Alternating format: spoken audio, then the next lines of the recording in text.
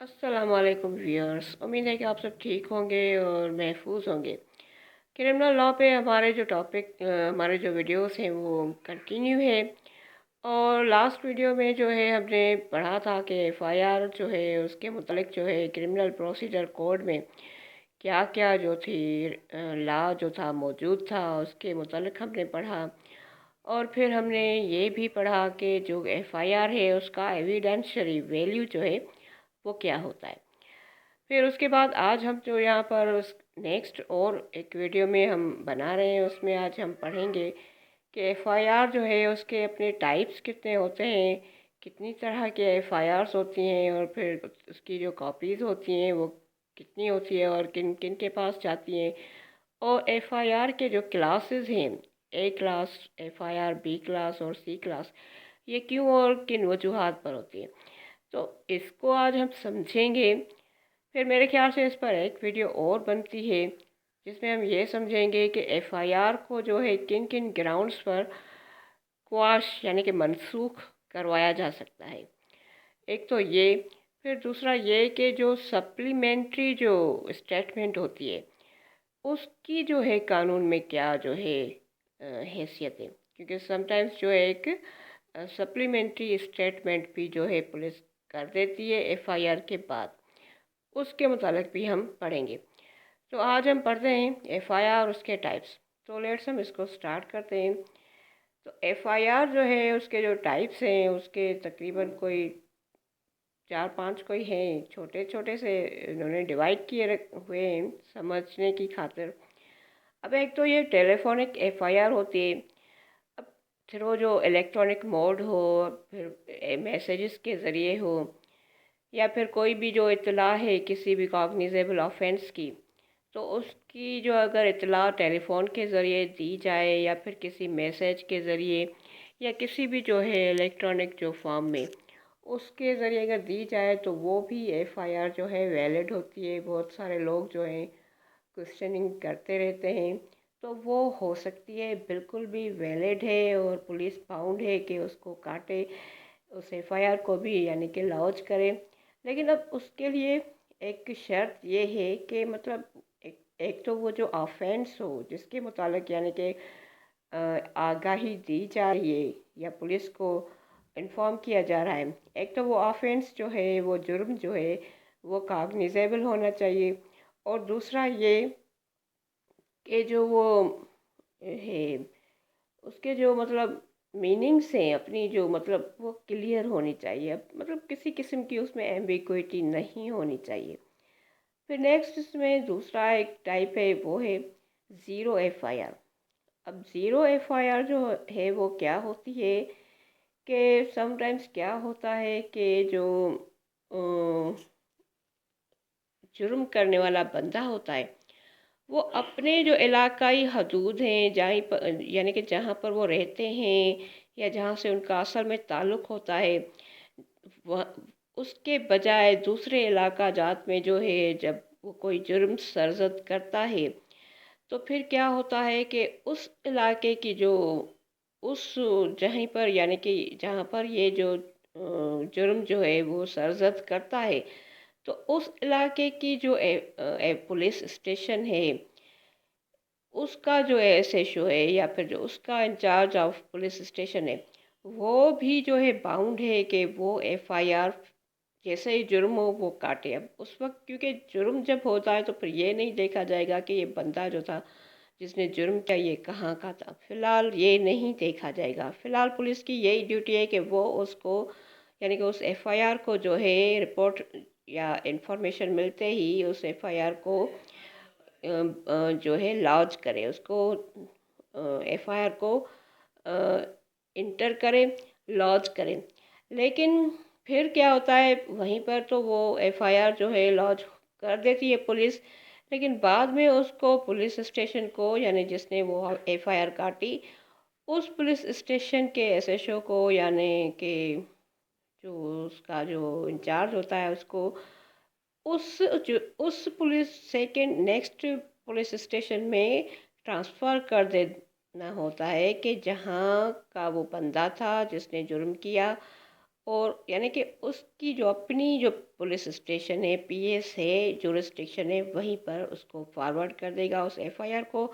और फिर वहीं का ही यानी कि उसके अपने इलाके वाली जो पुलिस स्टेशन है, वहीं का जो इंचार्ज है, वो ही फिर उसी जो एफआईआर है उसको जो है उसको एफआईआर नंबर देकर फिर अपने जो उसका जो एंट्री बुक है उसमें इंटर करेगा। एफआईआर जो होती है, एक रजिस्टर जो होता है एफआईआर जिसमें रजिस्टर करते हैं, उसमें वो उसमें एंटर करके उसको एक एंट्री नंबर दे दे लिख देगा। फिर इसमें थर्ड टाइप है, तो उसको उसी को कहते हैं ज़ीरो एफआईआर, यानी कि किसी और इलाके में काटी जाए फिर उसको मुंतकिल कर दिया जाए उसके सही अपने इलाके में। अब फिर थर्ड इसका टाइप है क्रॉस एफआईआर। अब क्रॉस एफआईआर जो है उसका मतलब है कि जब एक बंदा एक पर्सन एक अपने दुश्मन पे एफआईआर करवा दे, तो फिर वो जो दुश्मन है वो भी उसी के ऊपर जो एफआईआर करवा दे।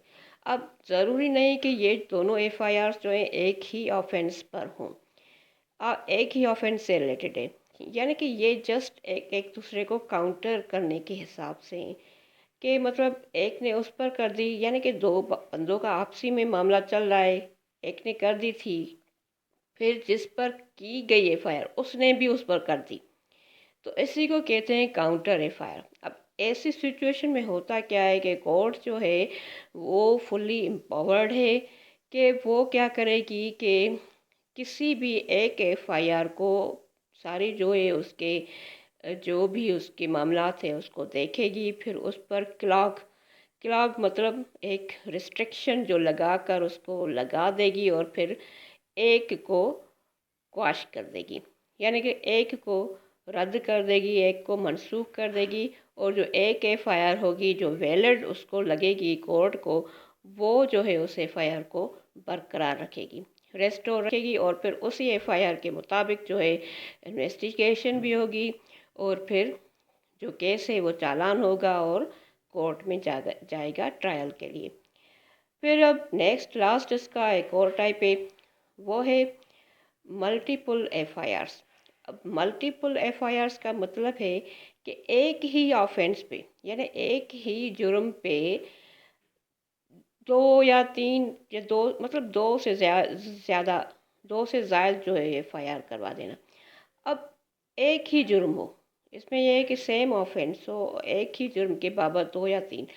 अब ये जो था पहले अलाउड था, बहुत सारी इस पर जजमेंट्स कोर्ट्स की जो अपेक्स कोर्ट्स हैं, हाईएस्ट कोर्ट्स हैं, उनकी मौजूद हैं। पहले ये अलाउड थी कि यानी कि एक ने किसी पर एफआईआर तो कर दी, लेकिन जो खुद को इनोसेंट समझ रहा था अपनी इनोसेंस को प्रूफ करने के लिए, उसने भी एफआईआर कर दी उसी सेम ऑफेंस में। अब इस पर बहुत सारी जजमेंट्स मौजूद थे, ये पहले अलाउड थी, लेकिन 2018 में एक जो है हायर कोर्ट ने जो है एक फ़ैसला दिया, उसके बाद जो है इस पर पाबंदी लगा दी गई।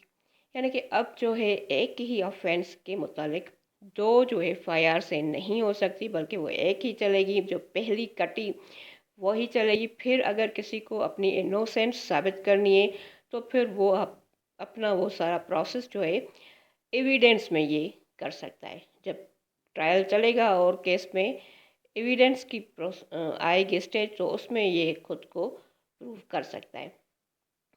तो अब ये यहीं पर इसके जो टाइप्स थे, कुछ कैटेगरीज थी एफआईआर्स की, ये अलग अलग थी, ये मैंने आपको बता दी इन शॉर्ट। अब ये जो है अब पढ़ते हैं, इसको समझते हैं कि जो एफआईआर है इसकी कॉपीज़ जो है वो कितनी होती है और किन किन लोगों को जाती हैं। तो जैसे ही जो ये एफआईआर काटी जाती है, तो इसकी जो है टोटल मतलब के 5 जो है कॉपीज़ जो है वो बनती हैं। अब एक जो इसकी कॉपी है वो पुलिस स्टेशन पर ही रहती है, यानी कि जो एफआईआर लॉन्च करती है पुलिस, उसी पुलिस स्टेशन में रहती है। दूसरी जो उसकी कॉपी है एफआईआर की, वो दी जाती है इंफॉर्मेंट को। इंफॉर्मेंट का मतलब है कि कंप्लेनेंट को जो आकर वो एफआईआर कटवाता है। फिर तीसरी जो उसकी कॉपी है वो दी जाती है अक्यूज्ड को। अक्यूज्ड मतलब जिसके खिलाफ एफआईआर कटवाई गई उसको कहते हैं मुलजिम यानी अक्यूज्ड।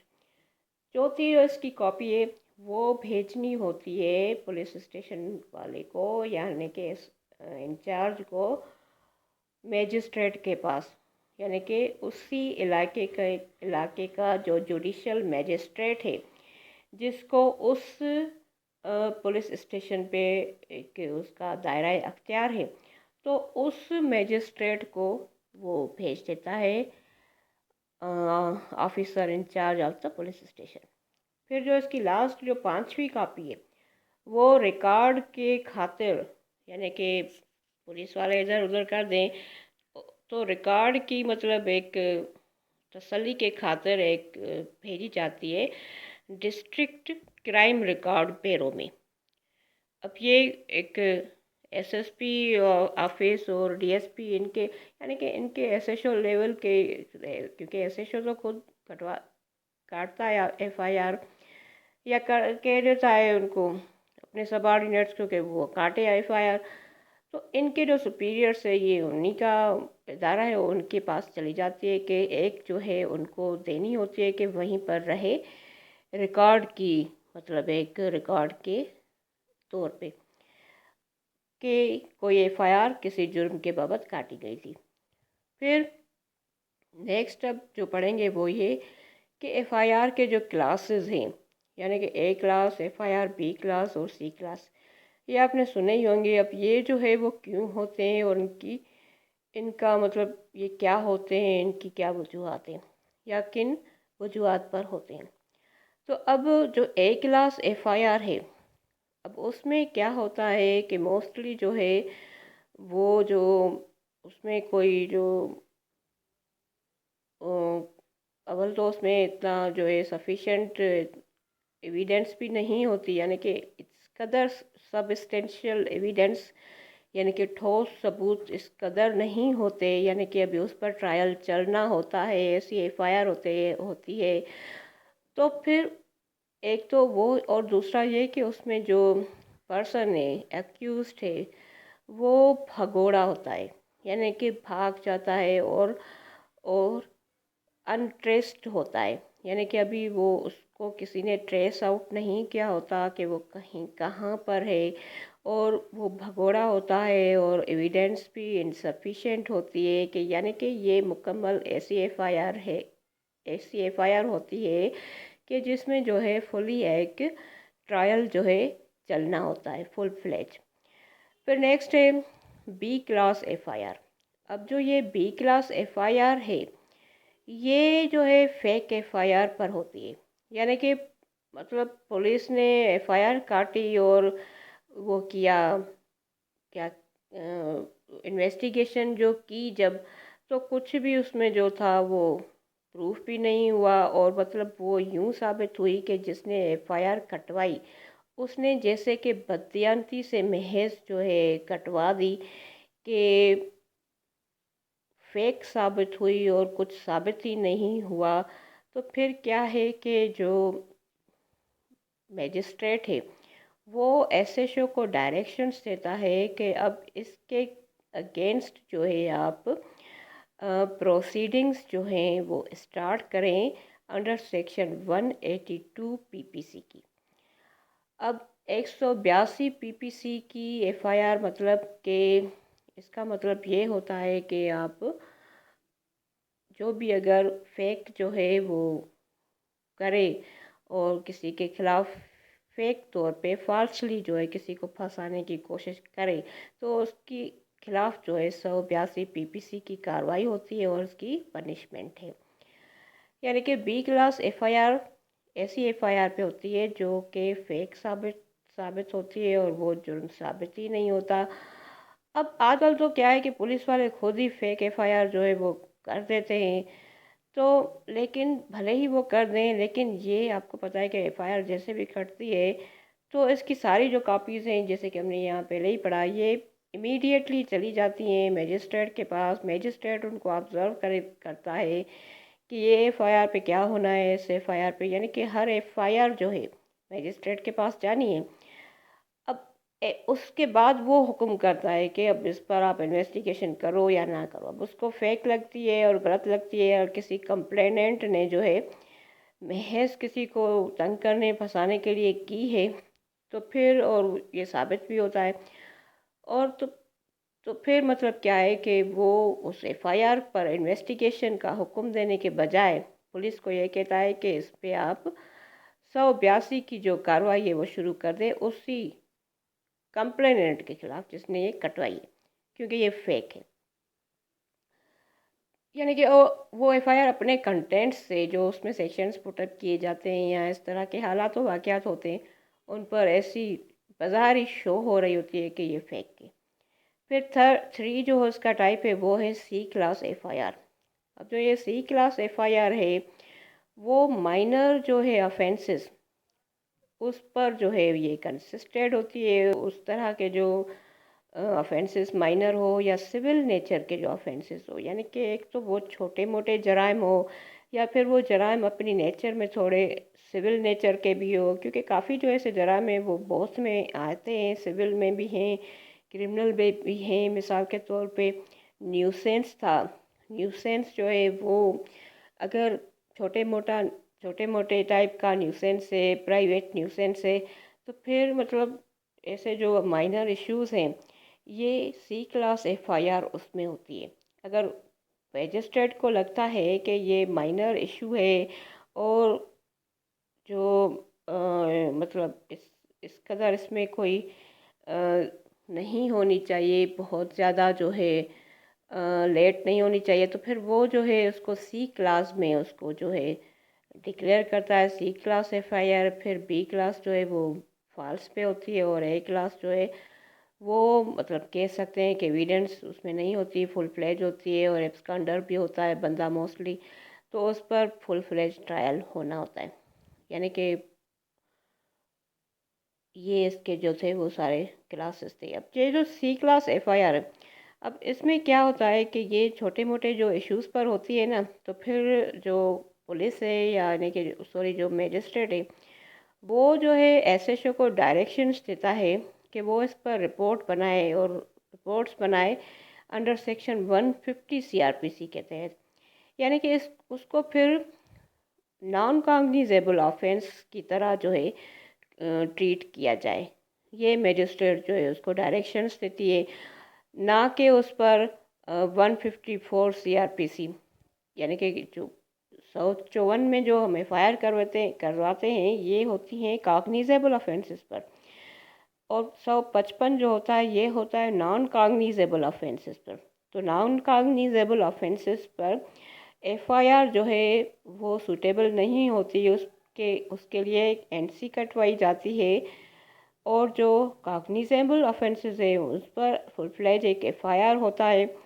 तो फिर इसमें जब इस तरह की टाइप की अगर एफआईआर आ भी जाए और कटवाई जाए और मजिस्ट्रेट तक चली जाती है, तो फिर मजिस्ट्रेट सारी उसको ऑब्जर्व करने के बाद यही कहेगा आप ये माइनर किस्म के हैं, इसको आप 150 सीआरपीसी के तहत जो है इसको इसकी जो है रिपोर्ट्स बनाएं, ताकि जो इसकी इन्वेस्टिगेशन है वो अंडर सेक्शन या उसकी जो तमाम बाकी कार्रवाई है वो अंडर सेक्शन 155 सीआरपीसी के तहत होनी चाहिए, ना कि ट्रायल चले अंडर सेक्शन 154 के तहत।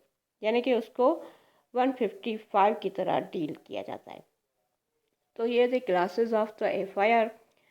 अब इसके बाद जो हम नेक्स्ट जो इसके ऊपर एक और वीडियो बनाएंगे लास्ट एफआईआर के टॉपिक पे, आपको पता है कि बहुत ब्रॉड टॉपिक है। इसके ऊपर जो लास्ट में बनाएंगे वो ये कि एफआईआर जो है उस वो क्वाश कैसे होती है, और उसको कोर्ट से जो है हम मनसूख कैसे करवा सकते हैं, और प्लस में ये भी पढ़ेंगे कि जो सप्लीमेंट्री स्टेटमेंट होती है वो क्या होती है, और एफआईआर से उसका क्या लिंक होता है, और वो किस तरह वर्क करती है। दुआओं में याद। शुक्रिया।